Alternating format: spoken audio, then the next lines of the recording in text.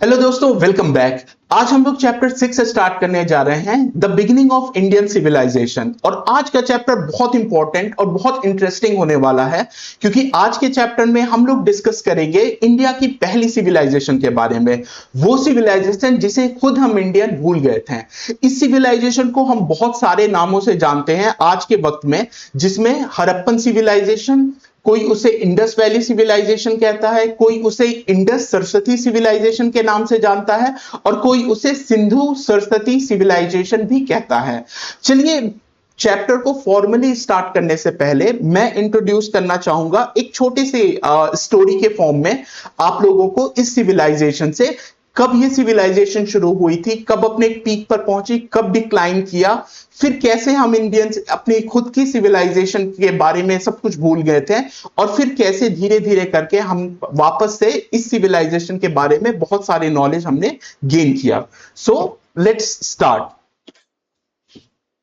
हम शुरू करते हैं। जस्ट एक इंट्रोडक्शन मैं देना चाहता हूं जब बिफोर हम चैप्टर को फॉर्मली स्टार्ट करेंगे।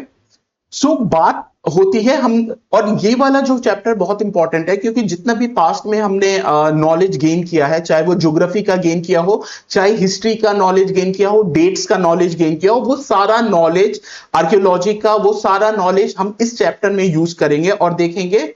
और वो सारा नॉलेज इस चैप्टर में यूज करके हम देखेंगे कि आखिर कैसे वो सारी चीजें हमें हिस्ट्री को बेटर समझने में, हिस्ट्री के टाइमलाइन को बेटर समझने में मदद करती है। तो जो हमारी कहानी की शुरुआत होती है बहुत पहले से होती है। ये जो इंडस वैली सिविलाइजेशन का हम टाइमलाइन से करते हैं, तो अराउंड आज से कम 5,500 साल पहले। आज 2026 का ईयर है, तो इसको 2000 ईयर मान लेते हैं। तो 5,500 साल पहले, यानी कि 0 ईयर से 2000 साल पहले 0 ईयर होगा, जो हमने ये पढ़ा था कि 0 ईयर होता है, ठीक है। और इधर वाले जो ईयर होते हैं ये हमारे सीई हैं, कॉमन एरा। तो हम लोग 2026 सीई में हैं, और ये 5,500 पहले कहानी शुरू हो रही है, यानी 2000 साल पहले यहां और 3,500 साल पहले यहां, यानी कि 3500 बीसी में कहानी की शुरुआत होती है। इंडिया के जो हमारे इंडिया के नॉर्थ वेस्ट पार्ट की स्टोरी है। वहां पे छोटे छोटे विलेज बनते हैं, फिर वो धीरे धीरे, वो सारी चीज हम फॉर्मली पढ़ेंगे, धीरे धीरे वो विलेज बनते हैं, फिर वो विलेज बड़े होते हैं, जैसा हमने लास्ट चैप्टर में पढ़ा था, फिर वो सिटी में बदलते हैं। तो अराउंड विलेज धीरे धीरे धीरे धीरे धीरे धीरे ग्रो करते हैं, और around 2600 BC, before common era, जो वो सिविलाइजेशन थी हड़प्पन सिविलाइजेशन, अभी इसका नाम हड़प्पन सिविलाइजेशन मान के चलते हैं, ठीक है। तो 3,500 बीसी में स्टार्ट हुआ, विलेज बने, विलेज ये जो पीरियड जो देख रहे हो, इसमें विलेज बने, विलेज धीरे धीरे कंबाइन हो गए, छोटे शहर बने, और फिर 2600 बीसी तक आते आते बहुत बड़े बड़े शहर बन गए, और ये प्रॉपर सिविलाइजेशन के रूप में स्टैब्लिश हो गया। मतलब एक तरह से ये अपने पीक पर पहुंचा। तो सिविलाइजेशन एक तरह से अपने पीक पर पहुंचा 2600 बीसी में।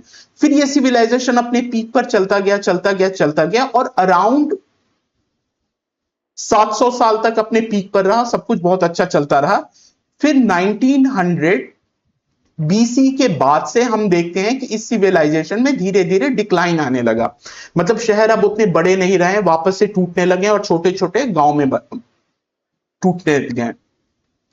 उसके बाद आते आते ऑलमोस्ट 1500 बीसी में एक तरह से इस पूरे सिविलाइजेशन के बारे में हम भूल गए। मतलब हमारे मतलब इसके कोई भी नॉलेज एग्जिस्ट नहीं करता था 1500 बीसी के बाद में। उसके बाद से इंडिया के सब कॉन्टिनेंट पे अलग अलग पीरियड आया। एक प्री वैदिक पीरियड होगा जिसमें ऋग्वेदास, और दूसरे वैदिक पीरियड संस्कृत, और ये सारे लैंग्वेज आए, और फिर अलग सिविलाइजेशन चली। जो वैदिक सिविलाइजेशन थी उसमें भी प्री वैदिक थे, फिर उसके बाद वैदिक सिविलाइजेशन अपने पीक पर थी, उसके बाद धीरे धीरे वैदिक सिविलाइजेशन का डिक्लाइन हुआ, और उसके बाद दूसरे सिविलाइजेशन आए जिसमें बहुत सारे राजा आए, जिसमें अशोका आए, उसके बाद अलग अलग इंडिया के डिफरेंट डिफरेंट, यानी कि जितनी हिस्ट्री हमें पता है वो सारी हिस्ट्री फिर इस 1500 बीसी के बाद होती गई।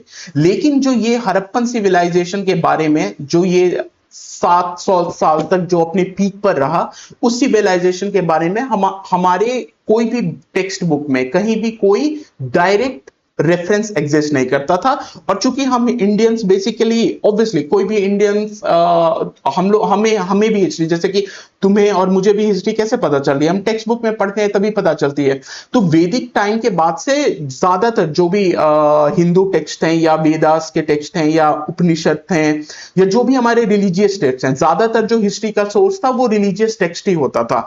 तो जो हिस्ट्री ज्यादातर जानी जाती थी वो महाभारत के टाइम की जानी जाती थी या रामायण के टाइम की जानी जाती थी। किसी भी बुक में, किसी भी टेक्स्ट में इंडस वैली सिविलाइजेशन या हड़प्पन सिविलाइजेशन का कोई भी जिक्र या डायरेक्ट रेफरेंस नहीं है। इनडायरेक्ट रेफरेंस हम पढ़ेंगे चैप्टर में आगे की लोग देते हैं, बट कोई भी डायरेक्ट रेफरेंस नहीं था। उसके बाद फिर बुद्धिज्म आया इंडिया में, जैनिज्म आया इंडिया में, उनके अपने टेक्स्ट हैं, उनकी अपनी हिस्ट्री थी, लेकिन किसी में भी हड़प्पन सिविलाइजेशन का कोई मतलब डायरेक्ट रेफरेंस नहीं था, मतलब किसी को भी पता नहीं था। एक तरह से हम खुद के पहले सिविलाइजेशन के बारे में कंप्लीटली भूल गए थे। हमें लगता था, जैसे कि उस टाइम इंडिया में भी लगता था कि जो वैदिक पीरियड है वही सबसे प्राचीन पीरियड था और उससे पहले कुछ एग्जिस्ट नहीं करता था, और वहां से ही फिर इंडियन सिविलाइजेशन की शुरुआत होती है। उसके बाद और यही बात सब इंडियन कॉन्टिनेंट में सब लोग मानते थे कि हाँ भाई, सबसे पुरानी चीज संस्कृत थी और संस्कृत वाले जो वेदास थे वो सबसे पुराने थे, और वहां से चीजों की शुरुआत हुई। और बाकी की जो हिस्ट्री है, चाहे वो बुद्धिज्म की है, जैनिज्म की है, या बाद में जो मुस्लिम रूलर्स आए, इन्वेडर्स आए, उनकी जो भी है, वो सारे उसके बाद की हिस्ट्री है। वैदिक पीरियड के पहले की हिस्ट्री को हम कंप्लीटली भूल गए थे। ना तो कोई टेक्स्ट में मेंशन था, ना ही कोई स्टोरीज डायरेक्टली या इनडायरेक्टली उसके बारे में बात करती थी। चीजें ठीक थी। फिर ऐसे धीरे धीरे इंडिया में बुद्धिज्म हुआ, फिर जैनिज्म हुआ, उसके बाद फिर मुस्लिम रूल आया, वो सब चलते गया। उसके बाद फिर सारी चीजें हुई, मतलब अपना मराठा का रूल आया और सारा चीज जो हम हिस्ट्री के बारे में पढ़े। फिर आती है कॉलोनाइजेशन का टाइम, जब British colony India, British Bharat पे रूल करने लगते हैं। अब टाइम आता है अराउंड 1800 समथिंग, 1840s का टाइम था, मतलब 1857 की स्टोरी से कुछ पहले का टाइम था। तो उस टाइम ईस्ट इंडिया कंपनी राज करती थी इंडिया पे। तो उसमें उसी का एक सोल्जर था जो कि बहुत इंटरेस्टेड था इसके बारे में, अलेक्जेंडर द ग्रेट के हिस्ट्री को लेके। तो लास्ट टाइम हम लोगों को पता है कि अलेक्जेंडर इंडिया तक आया था, मतलब ऑलमोस्ट इंडिया तक आके फिर पूरे इंडिया पे कब्जा नहीं किया था। तो वो पंजाब और इंडिया के नॉर्थ वेस्टर्न पार्ट वो जो सोल्जर था ईस्ट इंडिया कंपनी का, वो विजिट करता था। वो क्यूरियस था, एक तरह से आर्कियोलॉजिस्ट भी था। वो सब पार्ट पे विजिट करके हिस्टोरिकल रेफरेंस गेन करने की कोशिश कर रहा था। क्यूरियोसिटी बहुत इंपॉर्टेंट चीज है। तो फर्स्ट टाइम तब उसको रेफरेंस मिला था हड़प्पन सिविलाइजेशन का, कि ऐसी ऐसी एक सिटी है और ये एग्जिस्ट करती है। तो अब चूंकि किसी को कोई भी इंडियन के, अगर मान लो कि कोई भी बुक का रेफरेंस रहता, जैसे अगर मान लो कि कोई भी इंडिया के हिस्टोरिकल रेफरेंस रहता हड़प्पा का, या इनफैक्ट मान लो बाहर के भी कोई सोर्सेस में रहता उसका रेफरेंस, तो लोग क्यूरियोसिटी से देखते हैं। इसको बोला कि अच्छा कुछ होगा यार, छोड़ दो। इनफैक्ट ऐसा था कि जो फर्स्ट हड़प्पन साइट थी हड़प्पा में, वहां पे जो उनके जो माउंट थे, मतलब जो उनके बिल्डिंग्स थे, उस टाइम के एडवांस ब्रिक्स यूज करते थे। सोचो आज से 4000 4,500 साल पहले वो ब्रिक क्या हुआ, जब उधर रेलवे का कंस्ट्रक्शन होता था तो वो हड़प्पन साइट से वहां वो लोग जो रेलवे कंस्ट्रक्शन वाले थे वो ब्रिक उठा उठा के अपना लंबा लंबा ट्रेन का वो बना दिया, रेल बना दिया, मतलब किसी को कोई फर्क ही नहीं पड़ता था। उसके बाद जब इंडिया में एक टाइम के बाद ईस्ट इंडिया का राज खत्म होता है, हिस्ट्री में पढ़ेंगे, और 1861 में आई गेस, अगर गलत नहीं है तो 1861 के करीब 1861 से के अराउंड फिर इंडिया पे ब्रिटिश क्राउन का राज हो जाता है। यानी पहले ईस्ट इंडिया कंपनी इंडिया पे रूल करती थी, जो कि एक वो थी, क्या बोलते हैं, ऑर्गेनाइजेशन थी। वो कोई गवर्नमेंट नहीं थी, वो एक कंपनी थी, लिटरली कंपनी थी। जैसे आज की माइक्रोसॉफ्ट है और गूगल है, वैसे ईस्ट इंडिया कंपनी एक ट्रेडिंग कंपनी थी। तो वो रूल करते थे इंडिया पे। लेकिन फिर उसके बाद जब 1857 में लड़ाई मतलब हुआ, एक तरह से 1857 के रिवोल्ट के बाद, फिर उसके बाद ब्रिटिश इंडिया के कंपनी का राज खत्म करके डायरेक्ट इंडिया को ब्रिटिश रूल, ब्रिटिश क्राउन के अंदर लाया गया। उसके बाद 1961 में ही आर्कियोलॉजिकल सर्वे ऑफ इंडिया बना। आर्कियोलॉजिकल सर्वे ऑफ इंडिया के बनने के बाद जो ये हड़प्पन साइट था, उसकी फॉर्मल, फिर उसके बाद लोग उसको ना फॉर्मली स्टडी करने लगे कि अच्छा क्या है यार, देखे तो। तब तक भी वो जब साइट स्टडी कर रहे थे, उनको यही लग रहा था कि माउंट है, मतलब टीला वीला है, और ये ना कोई बुद्धिस्ट साइट होगी। मतलब ज्यादातर उस टाइम जो साइट्स वाइट्स मिलते थे इंडिया में, बुद्धिज्म बहुत जब पीक पर था, तो बहुत सारे मॉनेस्ट्रीज और इस तरह की चीजें बनी रहती थी जो बुद्धिस्ट मॉनेस्ट्रीज थे। तो उनको लगा था कि बुद्धिस्ट का ही कोई स्तूपा या मॉनेस्ट्री होगी। वो वही सोच के उस पे मतलब काम कर रहे थे, स्टडी कर रहे थे। लेकिन उसके बाद फिर कुछ इंडियन आर्कियोलॉजिस्ट भी हो गए उसके बाद। लेकिन उसके बाद इसके 1861 के बाद से फॉर्मल वहां पे खुदाई चलने लगी और एविडेंसेस, मतलब उनको नए नए एविडेंसेस मिलने लगे। फिर जाके अराउंड 1919 के टाइम, मतलब 1919 या 21 के बीच में एक नया साइट मिलता है, जो मोहनजोदारो का साइट मिलता है। वो भी हड़प्पन जैसा मिलता है। फिर इनको लगता है कि नहीं यार, ये तो बुद्धिस्ट नहीं है। और जो इंडिया के आर्कियोलॉजिस्ट थे, उन्होंने वहां से एविडेंस कलेक्ट किया और फिर उनको लगा कि भाई ये बुद्धिस्ट साइट नहीं है, ये कुछ और ही है। ये एक ऐसी सिविलाइजेशन है, ये एक ऐसी फॉरगॉटन सिविलाइजेशन है जिसके बारे में हमें पता नहीं है, जिसके बारे में अब तक की कोई रिलीजियस टेक्स्ट या हिस्टोरिकल टेक्स्ट में कुछ भी मेंशन नहीं है। तब उसके बाद फिर ब्रिटिश के जो उस टाइम के जो आर्कियोलॉजिस्ट सर्वे ऑफ इंडिया के जो हेड थे, उन्होंने 1924 में ऑफिशियली फिर उसको, वो भी टेंटेटिव था, उनको लगा, उन्होंने फिर अनाउंस किया कि भाई हमें एक साइट मिली है और ये बहुत तगड़ी फाइंडिंग है। दिस इज सेम एज, क्योंकि उस टाइम तक ना मिसोपोटामिया और पास्ट में जो इजिप्शियन सिविलाइजेशन के बारे में पता था वर्ल्ड को, तो उन्होंने बोला कि भाई जो हमें सिविलाइजेशन मिली है ना, ये उस लेवल की सिविलाइजेशन है जैसे इजिप्शियन और मिसोपोटामिया था। और तब तक ना कुछ यहाँ पे सील्स और ऐसे आर्टिफैक्ट्स मिले थे जो कि वहां के भी एक्सकवेशन में मिले थे। तो इन्हें तब पता चला कि भाई ये जो सिविलाइजेशन है, ये कोई बुद्धिस्ट और कोई वैदिक या ऐसी सिविलाइजेशन नहीं, ये उनसे भी पुरानी है। ये उस टाइम की सिविलाइजेशन है जो कि इंटरैक्ट जिन्होंने मिसोपोटामिया और इजिप्शियन सिविलाइजेशन के साथ किया था। यानी this civilisation is among the first civilisations of the world. तब जाके फिर आग लगा, मतलब उसके बाद सबकी क्यूरियोसिटी बढ़ी और तब जाके फिर हड़प्पन सिविलाइजेशन इसका नाम पड़ा। क्यों? क्योंकि वो फर्स्ट सिटी जहां पे इसका साइट मिला था वो हड़प्पा था। फिर बाद में मोहनजोदारो और दूसरे मिले, तो फिर ये इसका नाम पड़ गया इंडस वैली सिविलाइजेशन, क्योंकि इसके सारे जो फिर साइट्स जो मिले थे वो इंडस वैली, इंडस रिवर के रीजन में मिले थे। लेकिन फिर बाद में राजस्थान में, गुजरात में भी हड़प्पन सिविलाइजेशन के साइट मिले। तब फिर इसका नाम को और एक्सपेंड किया गया कि भाई नहीं, ये फिर इंडस सिविलाइजेशन बस नहीं है, ये इंडस सरस्वती सिविलाइजेशन है। सरस्वती नदी पास्ट में इंडिया में बहती थी, जिसके बारे में हम सब अभी फॉर्मली पढ़ेंगे। तब जाके फिर वर्ल्ड को पता चला इंडस वैली सिविलाइजेशन के बारे में। सोचो, ऑफिशियली 1924 में जाके पता चला इस सिविलाइजेशन के बारे में।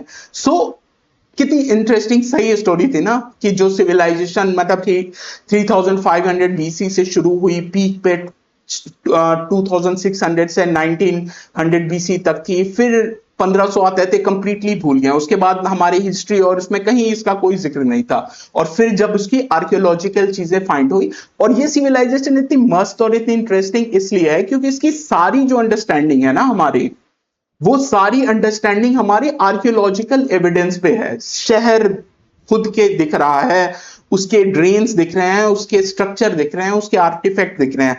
आज तक हड़प्पन सिविलाइजेशन का जो टेक्स्ट हम डिसाइफर नहीं कर पाए, जिस दिन वो कर लेंगे तो इनके कल्चर और इनके बारे में हमें और पता चलेगा। लेकिन बिना टेक्स्ट भी किए, चूंकि ये इतनी ज्यादा वाइड सिविलाइजेशन थी कि इसको कोई इग्नोर नहीं कर सकता आज के टाइम में।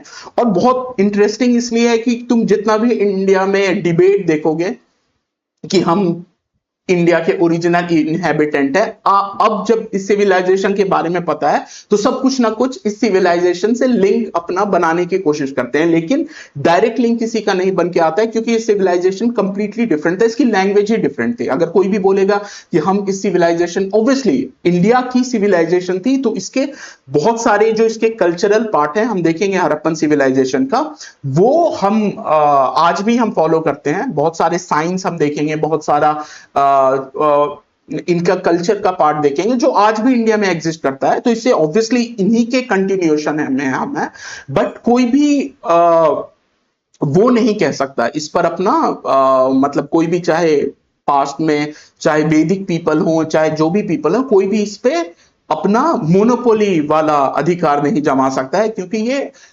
इंडिया के जो बाद के सिविलाइजेशन आए उनसे बहुत सिमिलर होते हुए भी काफी डिफरेंट था। ठीक है, तो ये था हमारा हड़प्पन सिविलाइजेशन, इंडिया का हमारा पहला सिविलाइजेशन जिसे खुद हम इंडियन बोल कहते हैं।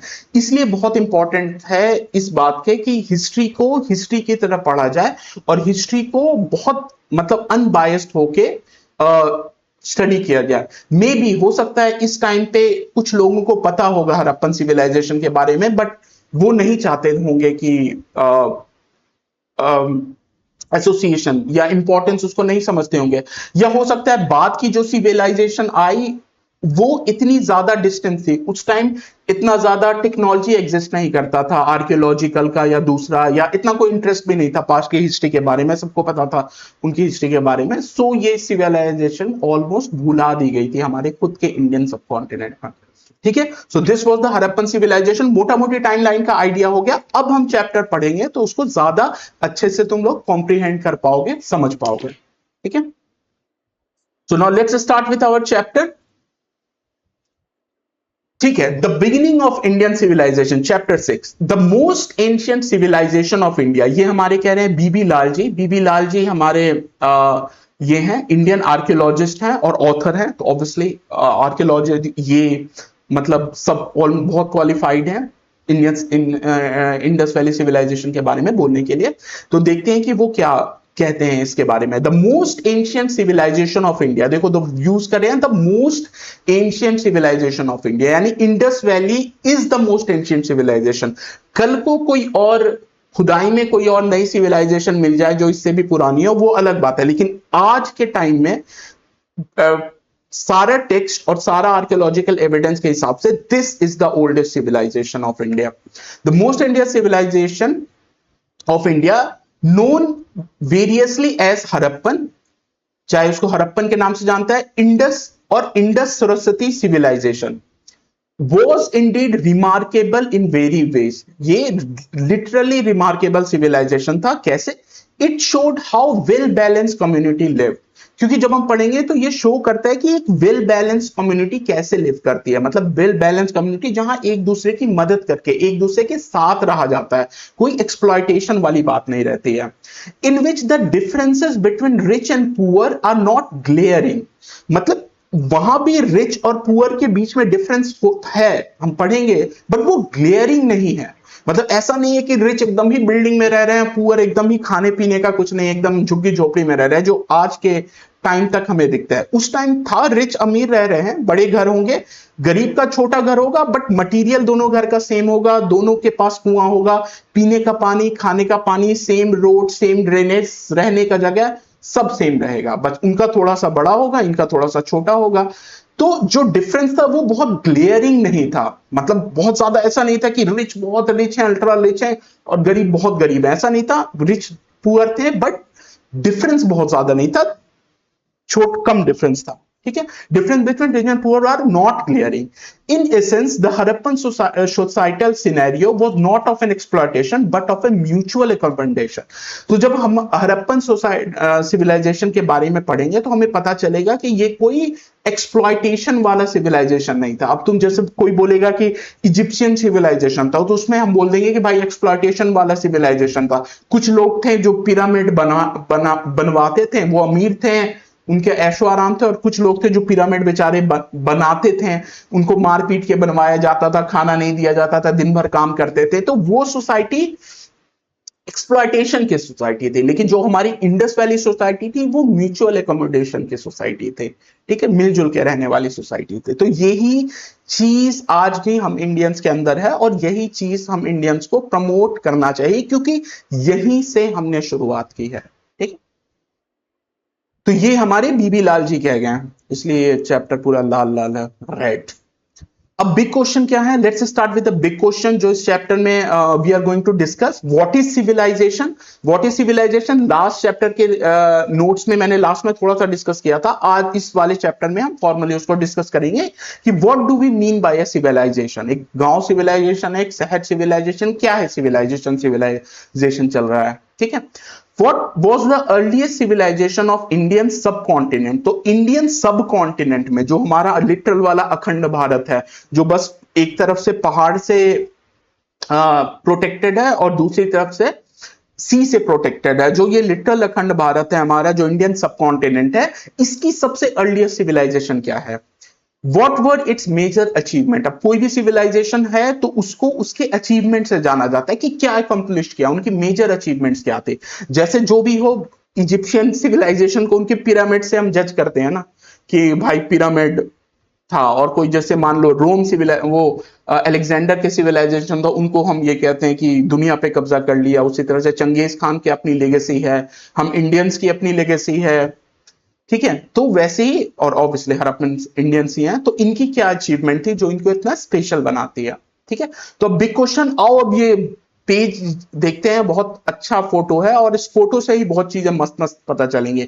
ये नॉर्दर्न गेट है, एंट्रेंस है Dholavira castle area. Dholavira one of the Harappan civilisation site है. ठीक है, तो हरप्पन सिविलाइजेशन एक सिविलाइजेशन जैसे इंडियन अब इंडिया है, तो इंडिया क्या एक इंडिया नहीं है ना, इंडिया में बहुत सारे अलग अलग सिटी हैं. दिल्ली है, लखनऊ है, पटना है, कोई भी है, साउथ के सिटी है, मुंबई है. तो वैसे ही हरप्पन सिविलाइजेशन में भी बहुत सारे सिटीज थे और फिर बहुत सारे विलेज थे और एरिया था. तो Dholavira one of the site था, तो वो उसका गेट है. ये देखो, इसमें अब पहले देखने वाली बात है कि ये देखो ब्रिक कितना अच्छा वहां पे उस टाइम पे ये बेक्ड ब्रिक है, मतलब स्टोन से नहीं बनाए हैं या मड से नहीं बनाए हैं, बेक्ड ब्रिक यानी प्रॉपर ईंट जो आज कंस्ट्रक्शन में हम यूज करते हैं, आज मॉडर्न टाइम में जो पकी हुई ईंट होती है, तब आज से 5000 पहले या 4500 पहले हरप्पन जो हम ही लोग थे, कोई दूसरे लोग नहीं है, हमारे ही पूर्वज हैं हरप्पन, तो वो लोग बेक्ड ब्रिक यूज करते थे. और सोचो उनकी क्वालिटी कितनी अल्टीमेट थी कि वो आज तक इस वे में सरवाइव की है. ठीक है, ये, और इसीलिए वो जो रेलवे कंस्ट्रक्शन चल रहा था, यहीं से ईंटा उठा के ले जा रहा था धड़ाधड़. उनको दे रहे होंगे पैसा कि जाओ भाई ईंटा ले आओ, तो पैसा पॉकेट में, यहां से ईंटा उठा के साइट भी गई, पैसा भी मार लिया, कुछ नहीं है. तो इसलिए बहुत इंपॉर्टेंट है चीजों के रिस्पेक्ट करना. अगर तुमको पता नहीं होगा कोई चीज का इंपॉर्टेंस, तुम उसको तोड़ दोगे. तो इसलिए हर चीज का इंपॉर्टेंस होता है, और वो इंपॉर्टेंस पता करना और दूसरों को बताना भी बहुत इंपॉर्टेंट है, ताकि कोई उसे डिस्ट्रॉय ना कर पाए. तो ये है. अब देखो यहाँ पे ये मॉडर्न टाइम का पिक्चर है. ये इंडियन है जो बैठ के हेल्प कर रहे होंगे आर्कियोलॉजिस्ट का इस साइट को कंजर्व करने में या क्लीन करने में. ये देखो, ये जो लेडी है, इनका ये चूड़ी नोटिस करो, बैंगल, पूरे हाथ में बैंगल है. और ये एक बहुत इंपॉर्टेंट चीज है जो हम आगे पढ़ेंगे हरप्पन में. बस इसको याद रखना, इनके हाथ में जो आज के टाइम में बैंगल है, जो इंडियंस हम अब आज भी पहनते हैं.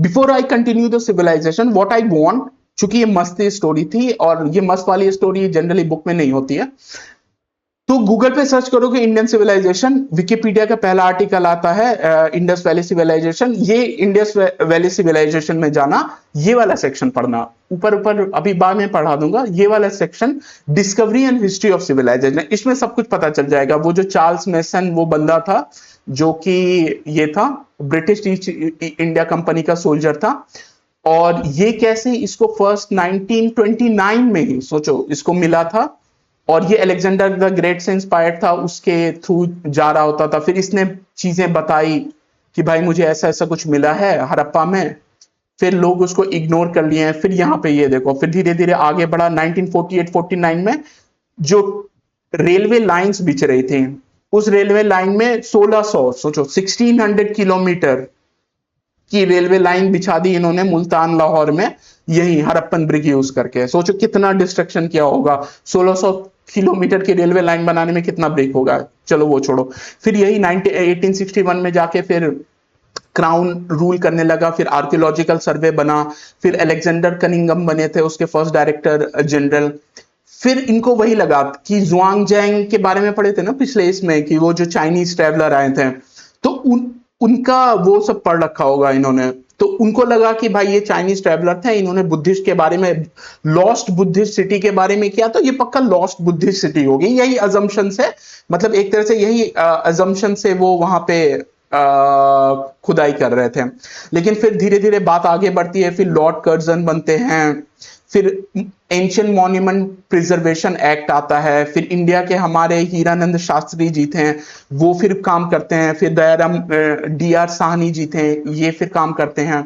फिर धीरे धीरे करके देखो 1919 में 21-23 में फिर ये मोहनजोदारो वाला साइट मिलता है, ठीक है। फिर वो बताते हैं कि भाई ये बोलते हैं कि बनर्जी जी और सानी जी को डिस्कशन में फिर कन्विंस हुए ये कि ये बुद्धिस्ट नहीं है, सिग्निफिकेंट है। तब 1924 में जाके ये एक तरह से पब्लिक, मतलब एक तरह से अनाउंसमेंट करते हैं कि एक बहुत तगड़ा वो मिला है कि एक तरह से इंडस प्लेन में थ्रेशोल्ड ऑफ सच डिस्कवरी हुआ है, जैसा कि पास्ट के सिविलाइजेशन डिस्कवर हुए हैं।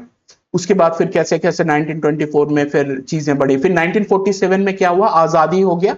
तो इंडिया में फिर हम लोग सेम इंडस वैली सिविलाइजेशन को हम लोग इंपॉर्टेंस से एनालाइज करते रहे, क्योंकि इंडिया में जो हमारा नेशनल गोल था वो नेशनल यूनिटी वाला था, कि मतलब एक तरह से हम इंडिया को कभी ना वो नहीं मानते, मतलब हम कहते हैं कि हम इंडिया एज अ नेशन 1947 में इंडिया एज अ नेशन आई, but India as a civilisation 1947 में नहीं बनी, ये बहुत पुरानी है। तो जो इंडस जो हड़प्पन सिविलाइजेशन को जो इंडियन आर्कियोलॉजिस्ट है वो इस थिंकिंग से स्टडी किए कि भाई ये हमारी सिविलाइजेशन है और इसको कंटिन्यूटी में, तभी आज के टाइम में जैसे सिंधु सरस्वती नाम दिया जाता है, क्योंकि सरस्वती रिवर का मेंशन वेदास में भी है, ठीक है। तो ये करके फिर हमने इसको इसलिए अच्छे से किया। पाकिस्तान चूंकि वो एक तरह से इस्लामिक बेस पर बना था, तो उसने पाकिस्तान में इतना ज्यादा इंपॉर्टेंट नहीं दिया गया, क्योंकि कंट्री की वहां आइडेंटिटी वो लोग एज अ इस्लामिक नेशन बना रहे थे, तो उनके लिए वो इस्लामिक वाली जो हिस्ट्री थी वो ज्यादा इंपॉर्टेंट थी, वो हड़प्पन या इंडस में उतना ज्यादा दिमाग नहीं लगाते थे। तो इसलिए पाकिस्तान के साइट्स का जितना ज्यादातर एनालिसिस किया वो बाहर के आर्कियोलॉजिस्ट ने किया है। ऐसा भी नहीं किया उन्होंने डिस्ट्रॉय भी नहीं किया, बट इंटरेस्टेड नहीं थे, तो बाहर वाले तो ऑब्वियसली इंटरेस्टेड थे, तो वो फिर ज्यादातर वहां पे रिसर्च उनके हैं जो हड़प्पन मोहनजोदारो में, और इंडिया के जितने भी इंडियन में धौलावीरा, राखीगढ़ी और ईस्ट के साइट्स हैं वो हमने इंडियन अपने खुद के हिस्से किया है, क्योंकि हम कोई वैसे हम इसलिए हम इंडियंस इसलिए बहुत इंपॉर्टेंट है कि खुद को कोई एक हिस्ट्री से अटैच मत करो, चाहे वो हिंदू हिस्ट्री या वैदिक हिस्ट्री क्यों नहीं, क्योंकि जब तुम एक मुस्लिम या हिंदू या कोई भी वैदिक या किसी एक हिस्ट्री से खुद को अटैच कर दोगे ना, तो वो क्या फ्लेक्सिबिलिटी खत्म हो जाती है। कल को तुमको कोई एविडेंस मिलेगा जो उसको कॉन्ट्राडिक्ट करता है या उससे पुराना है या उससे डिफरेंट है, तो फिर इतना डर लगने लगेगा, इसको छुपा दो, तो ये बात नहीं होनी चाहिए। तो हिस्ट्री को ओपन माइंड से एनालाइज करो, और कंटिन्यूटी वाली क्या बात है, कंटिन्यूटी में तो हम कंटिन्यूटी हमारे ओरिजिनल पूर्वज वो है ना जो होमो सेपियंस थे, जो केव में रहते थे, जो हंटिंग गैदरिंग करते थे, तो अगर पास्ट में जाना है तो वापस से केव में तो नहीं चले जाएंगे ना, तो वो भी हमारे पूर्वज थे। उनके बाद हड़प्पन भी हमारे पूर्वज है, बाद में वैदिक सोसाइटी भी हमारे वैदिक पीपल थे, वो भी हमारे पूर्वज हैं। बाद में बुद्धिज्म, जैनिज्म जो भी आए इंडिया में, साउथ की जो भी था, हर कल्चर जो इंडिया में एग्जिस्ट करता है, हर लैंग्वेज जो इंडिया में एग्जिस्ट करता है, हर रिलीजन जो इंडिया में एग्जिस्ट करता है, हर फिलॉसफी, हर थॉट, चाहे वो हम उससे एग्री करें चाहे ना करें, चाहे उसको फॉलो करते हो चाहे ना करते हो, वो हमारा है, ठीक है, वो हमारी प्रॉपर्टी है। इस माइंडसेट के साथ हमें रहना है। तो ये पढ़ना बड़ा मजा आएगा, इंटरेस्टिंग है, डिस्कवरी ऑफ हिस्टोरिकल एविडेंस। तो ये विकिपीडिया का पेज है, आउट ऑफ क्यूरियोसिटी पढ़ना है पढ़ लेना, ठीक है। तो ये रहा पहला page. Now let's start our chapter, ठीक है। सो व्हाट आई वांट, ये एक तरह से इंट्रोडक्शन है, मैं बहुत ज्यादा बड़ा वीडियो नहीं बनाना चाहता वरना फिर वो होगा। नेक्स्ट वीडियो में हम लोग यहां से शुरू करते हैं व्हाट इज सिविलाइजेशन से, ताकि थोड़ा छोटे छोटे रीजनेबल साइज के वीडियो भी बने, जिसे समझने में भी मजा आए, पढ़ने में भी मजा आए, और लास्ट में ऑब्वियसली मैं नोट्स दे ही दूंगा। और यूपीएससी के हिसाब से चीजें we are going to prepare it. Target है चीजें समझना, कॉन्सेप्ट समझना, नॉलेज गेन करना। अब उस नॉलेज को यूज करो तुम, चाहे 6 के एग्जाम में, चाहे यूपीएससी के एग्जाम में, चाहे कोई नेशनल डिबेट में, चाहे दूसरों से बात करने में। नॉलेज कभी वेस्ट नहीं जाता, हमेशा तुम्हारे काम आएगा। So let's meet in the next video aspirants. So यहीं से शुरुआत करेंगे व्हाट इज सिविलाइजेशन से, फॉर्मली एनसीईआरटी के बुक, ठीक है। तो see you in the next video aspirant. जय हिंद।